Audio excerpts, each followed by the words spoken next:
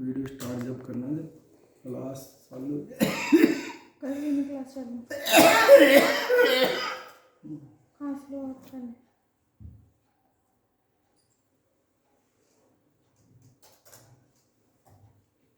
करो। जाना है।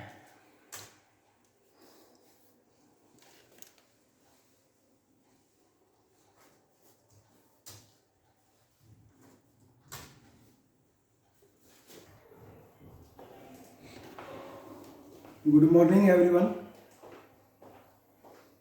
जैसा कि आप नमस्कार सर, नमस्कार। जैसा कि हाँ, गुड मॉर्निंग। जैसा कि अपन ने पीछे क्लासेस में दो टॉपिक के बारे में डिस्कस कर लिया था। आज हम आपके लिए एक नया टॉपिक लेके आते हैं जो संविधान के संशोधन से रिलेटेड है, जिसको आर्टिकल 358 में और 368 में बताया गया है, और उसके बारे में हम आज विस्तार से थोड़ी चर्चा करेंगे। अगर देखा जाए तो संविधान की दृष्टि से भारत का संविधान ना तो अमेरिका की भांति अत्यधिक कठोर है और ना ही इंग्लैंड की भांति अत्यधिक लचीला है। इसमें जो बीच का मार्ग है उसको अपनाया गया है। अर्थात देखा जाए तो इसमें देश, काल और परिस्थितियों के अनुसार संशोधन किए गए और उसके संशोधन किए जाने की कॉन्स्टिट्यूशन में व्यवस्था बताई गई। संविधान के अनुच्छेद 368 में संविधान में संशोधन की शक्ति एवं प्रक्रिया के बारे में बताया गया। संविधान के संशोधन करने की जो संसद की शक्ति और प्रक्रिया है उसको 3 भागों में विभक्त किया गया। नंबर 1, साधारण बहुमत द्वारा संशोधन। नंबर 2, विशेष बहुमत द्वारा संशोधन। नंबर 3, अति विशेष बहुमत द्वारा संशोधन। ये 3 प्रकार के संशोधन की प्रक्रिया संसद के पास पावर है। साधारण बहुमत द्वारा संशोधन को अगर देखते हैं तो कुछ ऐसे विषय हैं जिनमें संसद के सदस्यों के साधारण बहुमत द्वारा संशोधन किया जा सकता है, जिसके अंदर कॉन्स्टिट्यूशन की जो संविधान की पहली अनुसूची है और चौथी अनुसूची है उसके संशोधन तथा उसके अनुपूरक और पारिमाणिक विषयों का उपबंध करने के लिए अनुच्छेद 2 और अनुच्छेद 3 के अधीन बनाई गई विधियां हैं, जो अनुच्छेद 4 में भी वर्णित है। इसी प्रकार से राज्यों में विधान परिषदों का उत्साधन या सर्जन अनुच्छेद 169 में बताया गया। कुछ संघ राज्य क्षेत्रों के लिए स्थानीय विधानमंडलों या मंत्रिमंडलों का या दोनों का सर्जन किया जाता है। यह अनुच्छेद 239 के में बताया।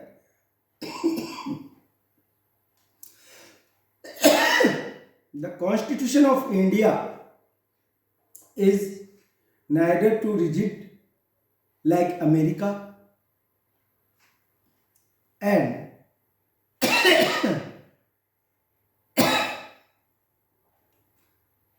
flexible like England. It has adopted a medium path such that it has the facility to amend as per the time, place and circumstances. Article 368 of the Constitution lays down procedure and power for making amendment. The Constitution can be divided into 3 heads. Number 1, amendment by simple majority. Number 2, amendment by special majority. Number 3, amendment by special majority and ratification by states. First one is simple majority, amendment by simple majority. There are few subjects which can be amended by simple majority. Like that, laws made under Article 2 and 3 to stipulate the amendment of first schedule and fourth schedule according to Article 4. Creation and abolition of Legislative Council of State under Article 169. Number 3, creation of local legislature or council of ministry or both for few union territories under Article 239A. The first one is amendment by special majority. Few parts are to be amended by special majority. Special majority means a majority of the total membership of each house of parliament, as well as by a majority of not less than 2/3 of the member of that house present and voting. All constitutional amendments other than those referred in simple majority and ratification category come within this category. Number 2, अति विशेष बहुमत द्वारा संशोधन. अति विशेष बहुमत द्वारा संशोधन. कुछ विषय ऐसे हैं जो साधारण बहुमत एवं अति विशेष बहुमत द्वारा किए जाने वाले संशोधन की सूची में आते नहीं, यानी सम्मिलित नहीं.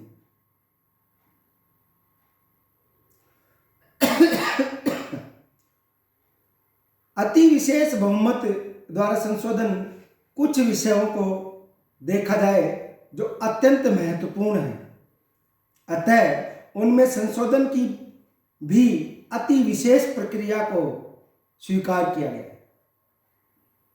इन विषयों में संशोधन के लिए संसद का विशेष बहुमत तथा आधे से अधिक राज्यों का अनुसमर्थन प्राप्त किया जाना आवश्यक है.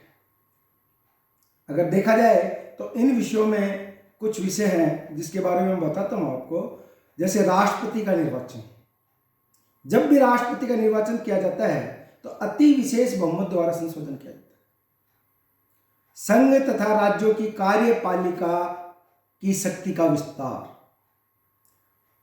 संघ एवं राज्य न्यायपालिका. संघ एवं राज्य के बीच विधायी शक्तियों का विस्तार. संसद में राज्यों का प्रतिनिधित्व. संविधान की 7वीं अनुसूची एवं संविधान में संशोधन की प्रक्रिया, ये अति विशेष बहुमत द्वारा संशोधन के अंतर्गत आती है. अगर देखा जाए तो एक फेमस इस विषय से रिलेटेड वाद है जिसको हम बोलते हैं शंकरी प्रसाद बनाम यूनियन ऑफ इंडिया, जो सुप्रीम कोर्ट में आया था 1951 में. इस मामले में क्या हुआ, उच्चतम न्यायालय द्वारा यह कहा गया कि विधान संशोधन की प्रक्रिया संसद के दोनों सदनों के समान महत्व रखती है और दोनों ही सदनों के अनुच्छेद 368 की अपेक्षाओं को पूरा होना बताती है।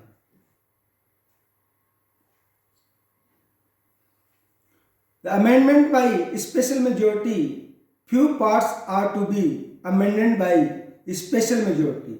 Special majority means a majority of the total membership of each house of parliament as well as by a majority of not less than two-thirds of the member that house present and voting. All constitutions amendment other than those referred in simple majority and ratification category come within this category.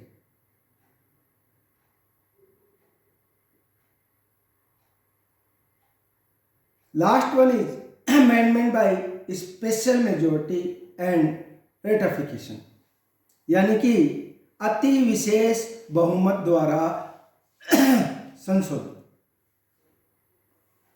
अब अति विशेष बहुमत द्वारा संशोधन के अंतर्गत क्या आना चाहिए, इसको भी अगर हम देखें तो बहुत ही महत्वपूर्ण बिंदु है जो संविधान के संशोधन की सीमा अथवा संसद की शक्ति को लेकर आरंभ से ही प्रश्न उठते रहे।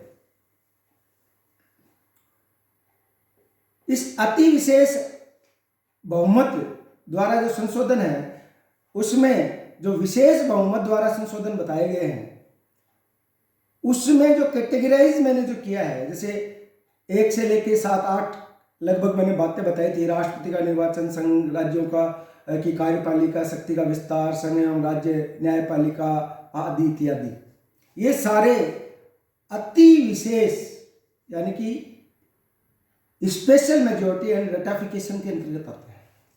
जैसा कि मैंने सेकेंड में बताया था वो भी आते हैं, लेकिन वो सिर्फ विशेष बहुमत द्वारा संशोधन किए जाते हैं। लेकिन अब जो बात है वो अति विशेष बहुमत द्वारा संशोधन की प्रक्रिया के बारे में बताता है। Amendment by special majority and ratification, there are few subjects which are of great importance, hence very special procedure of amendment has to be followed. These subjects require, in addition to the special majority, ratification by not less than 1.5 of the state legislatures. The subjects are special majority and ratifications amendment by the Constitution under Article 368. Then number 1, election of president. Number 2, extent of the executive power of the union and states. Union and state judiciary. Distribution of legislative power between the center and the state. The representation of state in parliament. 7th schedule of the Constitution and procedure of amendment of the Constitution. Then the procedure amendment bill may be presented in either of the House, Lok Sabha and Rajya Sabha, when it is passed in the prescribed procedure. Then it is sent to the President of the consent. President is bound to give consent on amendment bill. जैसा कि मैंने Shankari Prasad versus union of India में बताया था, Shankari Prasad versus union of India in 1951 Supreme Court cases, the Supreme Court held that the procedure of amendment give equal questions have to both equal importance of both houses. Then limitation of the Constitution, संविधान में संशोधन की सीमा। अब limitation of the constitution क्या कहता है कि संविधान में संशोधन की सीमा अथवा संसद की शक्ति को लेकर आरंभ से ही, यानी कि जो संविधान लागू वहाँ से ही कुछ समस्याएं सामने देखने को मिलती रही। उन समस्याओं में विशेषतः 3 बातें सामने आती हैं। क्या मूल अधिकारों में संशोधन किया जा सकता है? अभी मूल अधिकारों में संशोधन किए जाने से related Kesavananda Bharati versus union of India का जो केस था वो बहुत लंबा चला था, तो 1993 में जाके समाप्त हुआ। Time to time Supreme Court ने मूल अधिकारों से रिलेटेड कई बार टिप्पणियां की, और जो मूल अधिकार, जो फंडामेंटल राइट्स हैं, उसको कॉन्स्टिट्यूशन का बेसिक स्ट्रक्चर माना गया और ये कहा गया कि इसमें कोई भी संशोधन नहीं किया जाए। मतलब कि मूल अधिकारों के अंतर्गत जो पार्ट 3 है उसमें संशोधन करने के लिए काफ़ी जटिल प्रक्रियाओं का उल्लेख किया गया है। उन्होंने कहा it's a basic structure of the constitution, यानी कि मूल ढांचा है संविधान का और इसमें परिवर्तन नहीं किया जाना चाहिए। मतलब जो बेसिक स्ट्रक्चर है कॉन्स्टिट्यूशन का उसको नहीं छेड़ा जाना चाहिए। क्या संविधान को निश्चित किया जा सकता है? अब बात आती है कि जो कॉन्स्टिट्यूशन है क्या उसको पूरे कॉन्स्टिट्यूशन को हटाया भी जा सकता है? ये भी एक जटिल प्रक्रिया, मतलब कि समस्या सामने देखने को मिलती है। इसी प्रकार से 3rd वन आता है, क्या संविधान में आमूल चल परिवर्तन किया जा सकता है, यानी कि कुछ परिवर्तन किए जा सकते हैं संविधान में।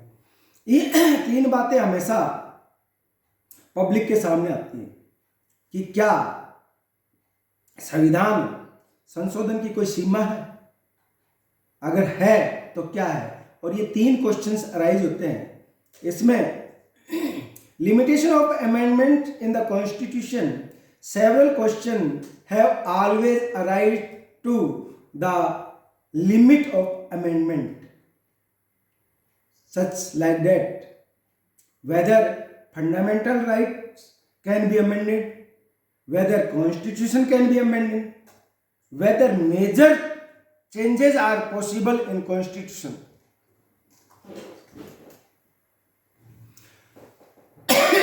संविधान के संशोधन के संबंध में संसद की शक्तियों की यात्रा जो शुरू होती है Shankari Prasad versus of union of India 1951 के केस से स्टार्ट होती है। और Kesavananda Bharati versus union of India के मामलों तक संविधान में संशोधन को लेकर संसद एवं सर्वोच्च न्यायालय के बीच शक्ति प्रक्षण चलता रहा है। दोनों के बीच विरोधाभास की स्थिति चलती रही। शंकरी प्रसाद बनाम यूनियन ऑफ इंडिया के मामले में उच्चतम न्यायालय द्वारा यह कहा गया कि अनुच्छेद 368 के अंतर्गत किए जाने वाले संशोधन अनुच्छेद 13 में जो शब्द है विधि की परिभाषा में नहीं आता। विधि क्या है उसकी परिभाषा में नहीं आता। अतः संसद द्वारा संशोधन में कैसा भी संशोधन किया जा सकता है, ये शंकरी प्रसाद यूनियन ऑफ इंडिया में बताया गया। इसी प्रकार से आगे सज्जन सिंह बनाम स्टेट ऑफ राजस्थान का मामला है जो 1965 में आया सुप्रीम कोर्ट में। इस मामले में भी जो शंकरी प्रसाद के मामले में बताया गया था उसी मत की पुष्टि की गई, लेकिन उसके बाद गोलकानाथ बनाम स्टेट ऑफ पंजाब 1967 में सुप्रीम कोर्ट में मामला आया। इस मामले में जो उपरोक्त जो मत थे उनको एकदम से उलट दिया गया और उलटते हुए उच्चतम न्यायालय ने यह कहा कि संविधान संशोधन भी अनुच्छेद 13 में प्रयुक्त शब्द विधि में सम्मिलित है। उन दो में तो क्या कहा गया कि विधि शब्द जो आर्टिकल 13 में दिया गया है कॉन्स्टिट्यूशन में वो सम्मिलित नहीं है, लेकिन इस गोलकानाथ के वाद में साफ साफ कहा कि इसके अंतर्गत विधि भी सम्मिलित है। अतः संसद द्वारा मूल अधिकारों में कमी करने वाला कोई भी संशोधन नहीं किया जा सकता। ये गोलकनाथ के बाद में स्पष्ट रूप से कह दिया कि जो मूल विधि है उसमें कोई भी संशोधन नहीं किया जा सकता। अतः संसद द्वारा जो मूल विधि में संशोधन नहीं किया जा सकता, उसके बाद में 1971 में संशोधन में 24वां संविधान संशोधन कर संविधान में संशोधन को अनुच्छेद 13 में जो प्रयुक्त जो शब्द था विधि, उससे बाहर कर दिया। इसी प्रकार केशवानंद भारती बनाम स्टेट ऑफ केरल के मामले में 1973 में एक ऐतिहासिक मामला है जो काफी लंबा चला, बार बार में आया है सुप्रीम कोर्ट में। उसमें संविधान संशोधन की पुष्टि कर दी गई थी। अब क्या है कि केशवानंद भारती के मामले में उच्चतम न्यायालय ने बीच का जो मीडियम यानी मध्यम वर्ग का मार्ग अपनाते हुए 24वें संविधान संशोधन में इसकी पुष्टि कर दी और यह कह दिया कि संसद द्वारा संविधान में ऐसा कोई भी संशोधन नहीं किया जा सकता जिससे बेसिक स्ट्रक्चर यानी कि आधारभूत ढांचा नष्ट ना हो जाए। जो कॉन्स्टिट्यूशन का जो आधारभूत ढांचा है, पार्ट 3 को बताते हैं, मूल अधिकारों को बताते हैं, उसमें कोई भी मतलब जो संशोधन किया जाता है उसमें ऐसा कोई भी रूप प्रकट ना हो कि जो आधारभूत ढांचा है वो कॉन्स्टिट्यूशन का, संविधान का नष्ट ना हो जाए। ये Kesavananda Bharati versus union of India में कहा गया। इस प्रकार आधारभूत ढांचे को संविधान संशोधन की एक लक्ष्मण रेखा जो होती है वो मान लिया गया कि ये लक्ष्मण रेखा खींच दी है, इस लक्ष्मण रेखा को जो पार करेगा वो भाई कॉन्स्टिट्यूशन का वोल्यूशन करेगा, यानी कि मूल अधिकारों से रिलेटेड जो बेसिक स्ट्रक्चर है उससे रिलेटेड जो भी मामले हैं इसमें पार्लियामेंट हस्तक्षेप नहीं करेगी। ये साफ साफ उसने एक लक्ष्मण रेखा खींचकर इसको स्पष्ट कर दिया।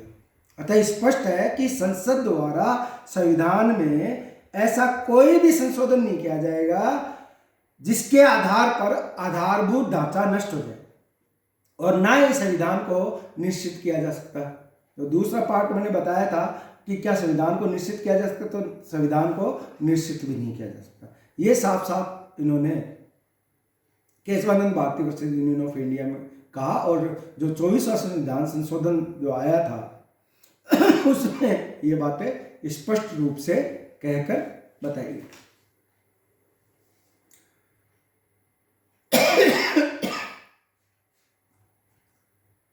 Limitation of amendment in the Constitution. Several questions have always arrived to the limit of amendment.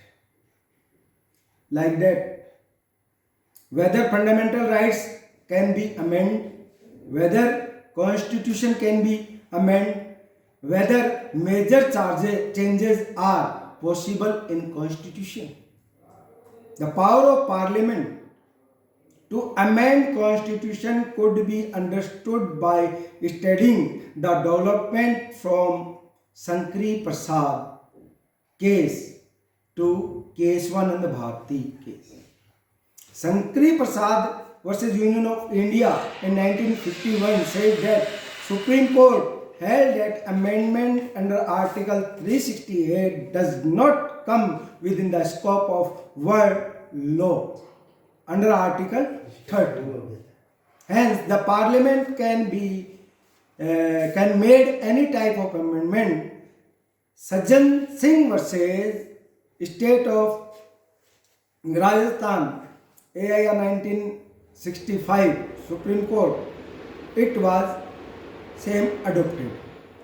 But Golkanath versus State of Punjab, 1967 Supreme Court overruled the above view that held that constitutional amendment is also part of Article 13. Hence, Parliament cannot amend fundamental rights. Finally, 24th Amendment in 1970 1. Excluded the amendment in constitution from the word law used in article 30.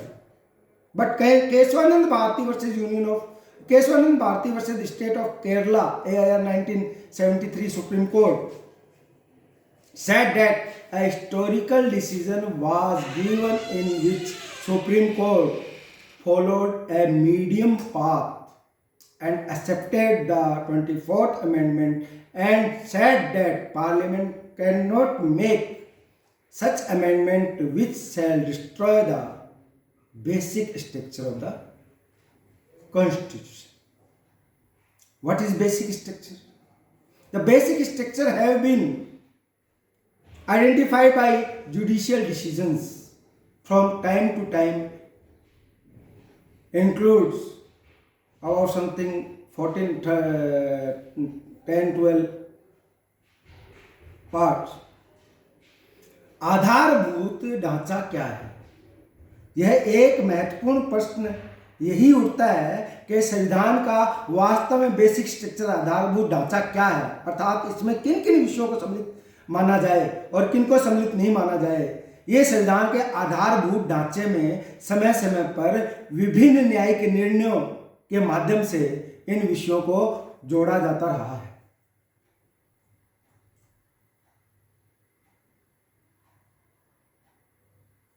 Number 1, संविधान का पंथ निरपेक्ष स्वरूप, the supremacy of constitution. Number 2, विधायिका, कार्यपालिका एवं न्यायपालिका में शक्ति का पृथक्करण, democratic and Republic character of constitution. Number 4,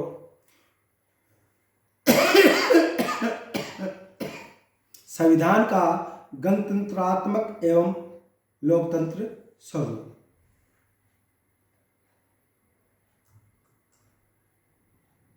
number 5, देश में एकता, अखंडता एवं संप्रभुता, unity, integrity and sovereignty of country.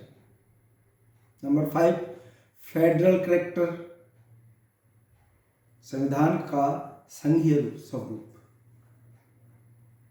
Number 6, मूल अधिकारों एवं नीति निर्देशक तत्वों द्वारा सुनिश्चित व्यक्ति की गरिमा, harmony and balance between fundamental rights and directive principles. Next, कल्याणकारी राज्य की स्थापना, establishment of welfare state. Next, विधि शासन, रूल ऑफ लॉ। अगला है न्यायिक पुनर्विलोकन, जुडिशियल रिव्यू, स्वतंत्र एवं निष्पक्ष चुनाव पर आधारित लोकतंत्र, इंडिपेंडेंट एंड इम्पार्शियल इलेक्शन।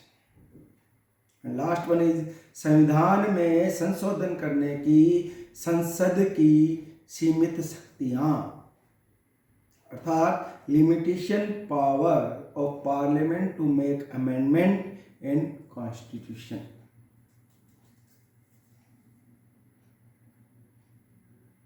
अब बात आती है इसमें संविधान के आधारभूत ढांचे के संबंध में एसपी गुप्ता बनाम यूनियन ऑफ इंडिया AIR 1982 और मिनर्वा मिल्स बनाम union of India 1980, Indira Nehru Gandhi बनाम Rajnarain AIR 1977 supreme court, captain Kamaljit Singh बनाम यूनियन ऑफ इंडिया 1991 आदि मामले इसका अवलोकन करते हैं।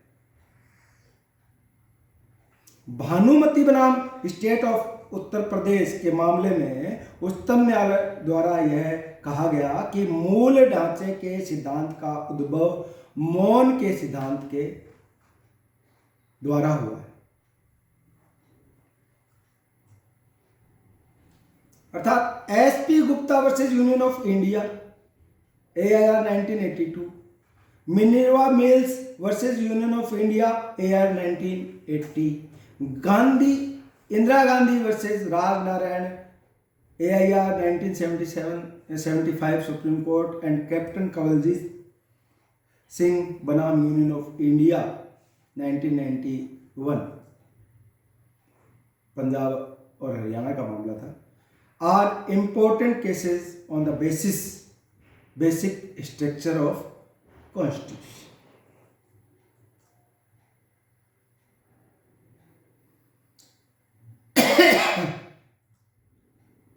It has been started.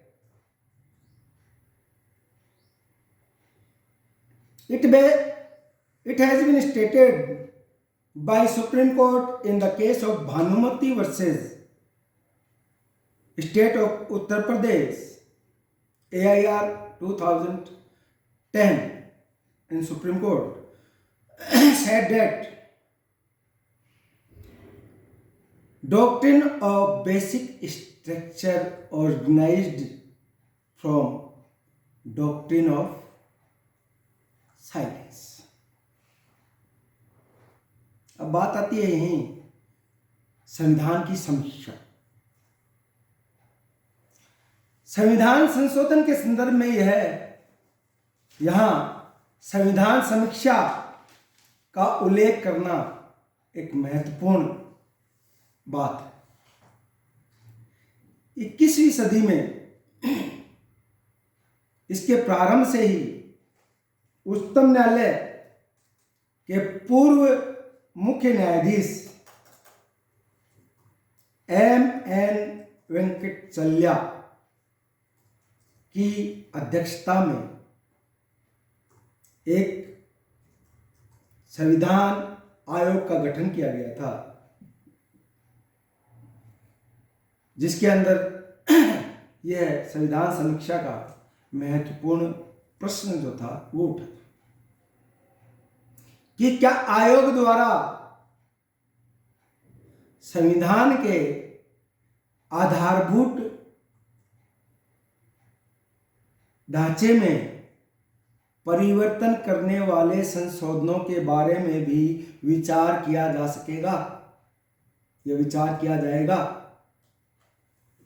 आयोग ने इसका नकारात्मक उत्तर देते हुए यह कहा कि संविधान के आधारभूत ढांचे के साथ किसी भी प्रकार की छेड़खानी नहीं की जाएगी। यह जो संविधान आयोग बैठाया गया था 21वीं सदी के प्रारंभ में, उसमें साफ साफ यह बता दिया गया। The constitution review commission in reference to constitution amendments, it will be appropriate to mention her about the Constitution Review Commission in the beginning of 21st century. This important question was raised before the Constitution Commission, constituted in the chairmanship of ex-Chief Justice of Supreme Court Sri M.N. Venkatachalya, that whether the commission will also consider the amendments resulting into changes in basic structure of constitution. The commission, while replies in negative, has said that the basic structure of the constitution will not be touched. ये साफ साफ कह दिया कि basic structure of the constitution में कभी भी changing नहीं किया जा सकता। तो सारा देखा जाए तो amendment of the constitution under article 368 मैंने आपको बता दिया है कैसे कैसे इसमें संशोधन किया जा सकता है, किस चीज़ का संशोधन नहीं किया जा सकता, कौन इसका कितना पार्ट संशोधन कर सकता है। ये सारा मैंने इस क्वेश्चन के माध्यम से जो संशोधन की शक्तियाँ हैं, जो कॉन्स्टिट्यूशन में अंडर आर्टिकल 368 बताया है, उसके बारे में विस्तार से मैंने वर्णन कर दिया है। ये एग्ज़ाम के पॉइंट ऑफ व्यू बहुत इम्पोर्टेंट है, क्योंकि ये कॉन्स्टिट्यूशन के अमेंडमेंट से रिलेटेड पार्ट है और यह लगभग एग्ज़ाम में पूछा जाता है। अभी मैंने आपको अगर according to syllabus, according to examination view 3 questions मैंने आपको बता दिए हैं विस्तार से। अगर इन तीनों क्वेश्चन में कोई भी प्रॉब्लम हो, आप बेझिझक कभी भी फ़ोन करके या इन क्लास टाइम पूछ सकते हैं। ये तीनों क्वेश्चन एग्जाम के पॉइंट ऑफ व्यू बहुत ही इंपॉर्टेंट हैं। नंबर 1 मैंने बताया था रिट्स के बारे में, जो 5 प्रकार के रिट्स होते हैं। नंबर 2 मैंने जो बताया था फीचर्स ऑफ द कॉन्स्टिट्यूशन, और आज मैंने अमेंडमेंट ऑफ द कॉन्स्टिट्यूशन के बारे में अंडर आर्टिकल 368 इसको पूरा कंप्लीट कर दिया गया है। और इस 368 में जो 3 प्रकार की मैंने बातें बताई थी, 3 प्रकार से किस प्रकार से अमेंडमेंट होता है, the amendment by the simple majority, amendment by the special majority और amendment by special majority and ratification. इसके बारे में मैंने स्पष्ट रूप से तीनों के बारे में बताया है कि तीनों में किस प्रकार से तीनों को साथ में लेके किस प्रकार से अमेंडमेंट किया जा सकता है। ये स्पष्ट रूप से दिखाई देता है कि साधारण बहुमत द्वारा संशोधन, विशेष बहुमत द्वारा संशोधन और अति विशेष बहुमत द्वारा संशोधन, इन 3 पॉइंट्स को लेते हुए संशोधन की प्रक्रिया के बारे में हम एग्जाम के पॉइंट ऑफ व्यू से आंसर दे सकते हैं। 3, 4, 5 पेज का आराम से लिख सकते हैं। मैंने इससे रिलेटेड सुप्रीम कोर्ट के केसेस के बारे में भी वर्णन कर दिया है। और आर्टिकल 13 जो विधि का प्रश्न था, जो विधि मूल रूप से विधि की जो परिभाषा है वो आर्टिकल 13 कॉन्स्टिट्यूशन का वायलेशन करती है कि नहीं है, इसको निश्चित कहते हैं, उसके बारे में मैंने बता दिया। बाद में सज्जन सिंह का जो केस आया था, गोलकनाथ का जो केस आया था, उसको कैसे चेंजिंग किया गया था। पहले इसने आर्टिकल 13 में विधि को इसका पार्ट नाम नहीं माना था, इसके विधि की परिभाषा को के मत को स्वीकार नहीं किया था। बाद में दूसरे जो केस आया Golaknath versus union of India, उसमें उसको मत को स्वीकार कर लिया। और इसी प्रकार से शंकरी प्रसाद का मामला, SP गुप्ता का मामला, इंदिरा नेहरू गांधी का मामला, भानुमति का मामला, ये सारे मामले related to amendment of the constitution है। और बेसिक स्ट्रक्चर जो मूलभूत ढांचा है कॉन्स्टिट्यूशन का, उसके साथ कोई खिलवाड़ ना हो, इसके बारे में इंगित करता है। तो आज के इस टॉपिक के विषय में इतना ही। अब हम कल एक नया टॉपिक लेके आएंगे जो चूज करते हैं एग्जाम के पॉइंट ऑफ व्यू कैसा है, और जो कंपटीशंस होते हैं उनके पॉइंट ऑफ व्यू कैसा है, उसके बारे में हम कल डिस्कस करेंगे। ओके।